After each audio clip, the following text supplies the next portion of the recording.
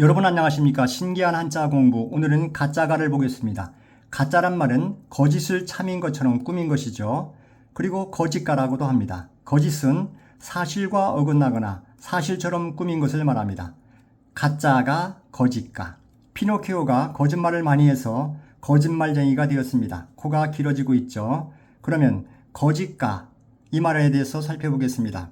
가식, 말이나 행동을 거짓으로 꾸미는 것을 가식이라고 합니다. 가상, 사실이라고 가정하여 생각하는 것이죠. 가면, 속뜻을 감추고 겉으로 거짓을 꾸미는 태도를 말합니다. 가교, 임시로 놓은 다리죠. 가명, 임시로 지어 부르는 이름을 가명이라고 합니다. 가매장, 시체를 임시로 묻는 것입니다. 가수요, 당장 필요가 없으면서도 일어나는 수요를 말합니다. 그러니까 가격 인상이나 물자 부족이 있을 것 같아서 생기는 것, 이것을 가수요라고 합니다. 가설물, 임시적인 건물, 구조물, 시설물 이런 것들을 말하죠.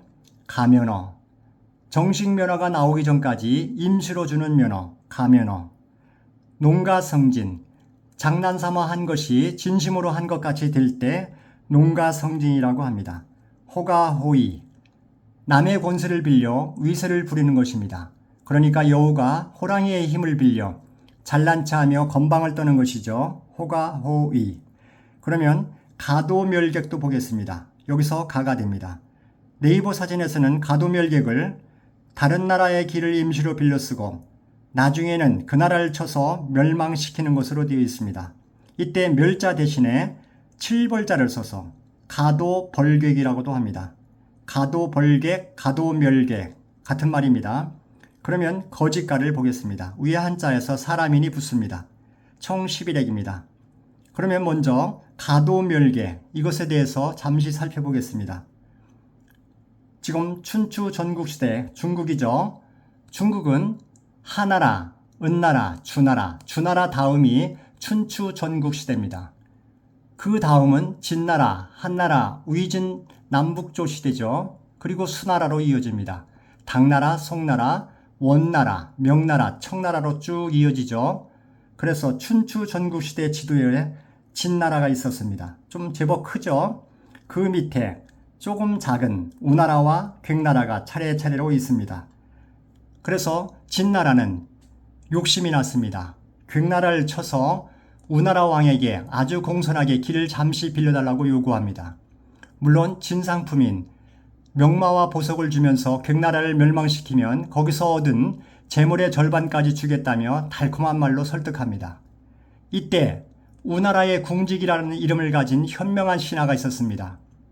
괭나라와 우나라는 입술과 이의 관계가 같아서 입술이 없으면 이가 시리게 됩니다라며 간언합니다. 충신이죠. 즉 괭나라가 망하면 우나라도 망하게 된다는 말이죠. 여기서 우나라 궁직이라는 사람에 의해서 생겨난 말이 순망치안입니다. 그렇지만 우나라 왕은 명마와 보석을 받고 눈이 멀어서 무척 기쁜 마음으로 길을 열어줍니다. 정말 어리석고 바보 같은 왕입니다. 진나라는 우나라 땅을 자기 집 앞마당처럼 당당히 밟고 지나가서 괭나라를 멸망시키고 돌아오는 길에 계획한 대로 우나라마저 멸망시킵니다. 그리고는 우왕에게 주었던 명마와 보석까지 도로 몽땅 빼앗아갑니다. 우나라는 나라도 뺏기고 받았던 선물도 뺏기는 기막힌 일이 생깁니다.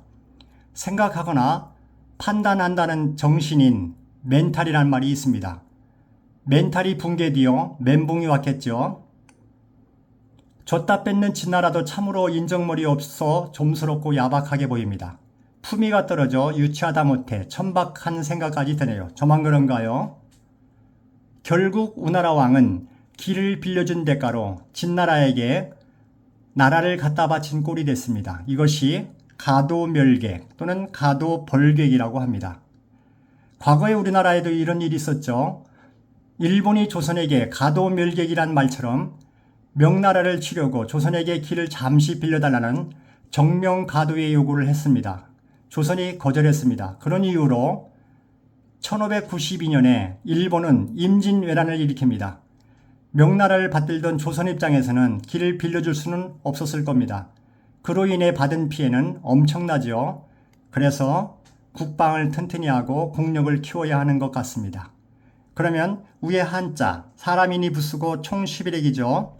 위에 한자를 보면 사람인인 그대로 인으로 기억하면 됩니다. 사람으로 기억해도 됩니다. 한자 혁신에서는 삐침별을 선으로 봅니다. 세로 줄을 줄로 봅니다. 선줄을 사람 또는 인으로 보는 것입니다. 그리고 오른쪽은 전체가 빌릴 가짜입니다. 영어 대문자 P 그리고 한자 E, PE 이런 부분이 있습니다. 이런 부분은 오랑캐 자입니다. P자 모양을 가진 것은 주검시입니다. 두이자 두 개로 이루어진 한자가 오랑캐 자입니다. 이때 E를 영어 그리고 수학, 국어 하듯이 수학에서 은는 등호기호를 생각하면 기억이 높아집니다. 그래서 피는이 되겠죠. 오른쪽은 한글 글을 닮았습니다. 그리고 한자 혁신에서는 또자를 저로 봅니다. 또는 지읒. 그러면 위에 한글처럼 보이는 그와 지읒. 그러면 글이 되겠죠. 긋. 그러면 사람 피는 긋 또는 피이 긋. 이때 긋을 꽃으로 생각하면 기억이 더 높아집니다. 그러면 사람 피이 꽃 또는 사람 피는 꽃 이렇게 되겠죠. 발음하시기 전에 사람 피는 꽃은 거짓도 많아요. 사람 마음에 피는 꽃이죠. 그래서 우리가 속담에 열길 물속은 알아도 한길 사람 속은 모른다는 속담을 갖고 있습니다. 여기서 한길이란 말은 대략 한 사람의 키 정도죠. 열길 물속, 10사람 키입니다. 엄청난 물속이 깊다고 할 수 있겠습니다. 그러니까 사람 10명 정도 되는 깊은 물속은 우리가 들여다볼 수 있는데 한 사람 정도도 안 되는 사람의 마음은 정말 모르겠다는 말이 되죠. 심오한 속담이 바로 열길 물속은 알아도 한길 사람 속은 모른다. 그러니까 사람 마음에 피는 꽃 모르죠. 그래서 이것을 사람 피는 꽃 거짓도 많아요. 거짓이 많겠죠. 진실도 많겠지만 그래서 거짓도 많은 인피이긋 이렇게 생각하시면 기억이 높아질 것 같습니다. 발음해 보겠습니다. 인피이긋 인피이긋 거짓가 인피이긋 인피이긋 거짓가 사람 마음에 피는 꽃 인피이긋 거짓가 정확하게 써보겠습니다.